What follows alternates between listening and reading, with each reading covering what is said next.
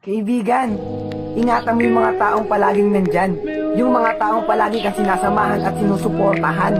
Yung mga taong nasa likod mo sa wala o meron man.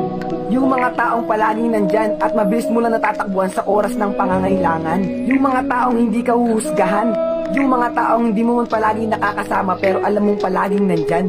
Ingatan mo yan.